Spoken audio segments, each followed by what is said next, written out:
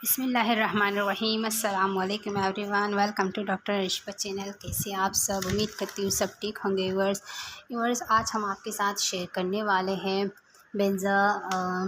बेंजीबायोटिक injection के हवाले से कि इस इंजेक्शन को हमने किस तरह इस्तेमाल करना है, क्यों इस्तेमाल करना है, इनके साइड इफ़ेक्ट क्या है, आपके जिस्म पे ये कैसे असर करता है व्यूअर्स, और साइड इफ़ेक्ट किस तरह के हो सकते हैं, तो आपने कब से किस तरह लगाना है, सब बताएंगे।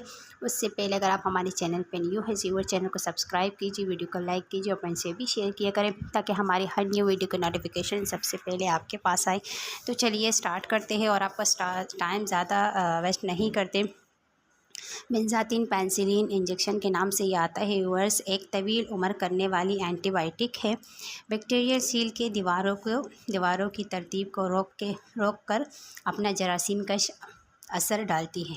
ये ख़ास तौर पर हसास बैक्टीरियल जैसे स्टेप्टोकोकस और स्टेफिलोकोकस पर जातियों पर पेनिसिलिन के लिए इस्तेमाल किया जाता है। बाइंडिंग प्रोटीन PBS को निशाना बनाता है व्यूअर्स, और ये बार बार होने वाले रिमेटिक बुखार को रोककर काम करती है व्यूअर्स। रिमेटिक बुखार के लिए स्पेशली इसको यूज़ किया जाता है।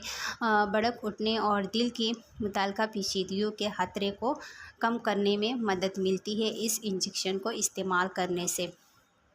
स्ट्रेप्टोकोकल इन्फेक्शन के लिए भी इसे इस्तेमाल होती है व्यूअर्स, जो इन बैक्टीरियल इन्फेक्शन से लड़ने के लिए हतफी नुक्ता नज़र पेश करता है।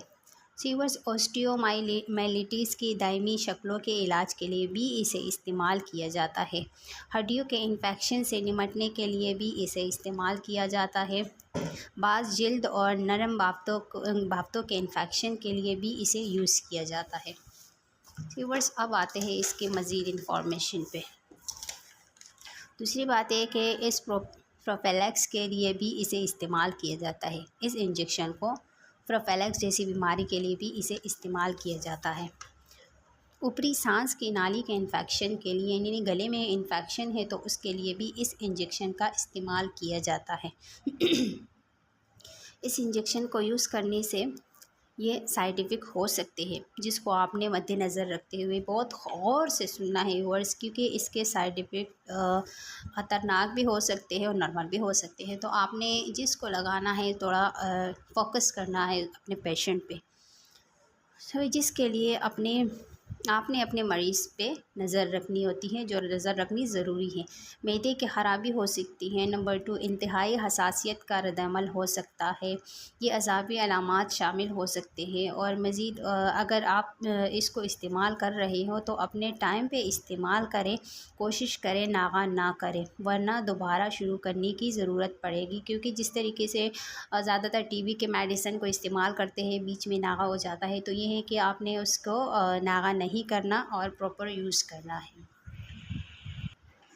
व्यूअर्स इस इंजेक्शन को लगाने का तरीका बताती चलूँ तो आपने इस इंजेक्शन को बहुत ही स्लोली, यानी बिल्कुल आराम से लगाना है। इसके अंदर ही 5 मिली वाटर होता है व्यूअर्स, तो उसके साथ आपने इसको फिल करके, ये थोड़ा गाढ़ा होता है तो कोशिश कीजिएगा निडल थोड़ी सी बड़ी हो, ज़्यादा छोटी ना, वरना लगाने में भी बड़ा मसला होता है और लगाने वाले के लिए भी तकलीफ़ हो सकता है। तो कोशिश कीजिएगा कि इसको बिल्कुल स्लोली आहिस्ता लगाएं। और जिन लोगों को गुर्दों की बीमारी है वो लोग इस इंजेक्शन का इस्तेमाल ना करें, और करें भी तो बहुत कंसल्टेंट से पूछ कर ही इसका इस्तेमाल करें। अच्छा, दूसरी बात यह है कि जिन लोगों को मोनोन्यूक्लियोसिस की तारीख के साथ उन मरीज़ों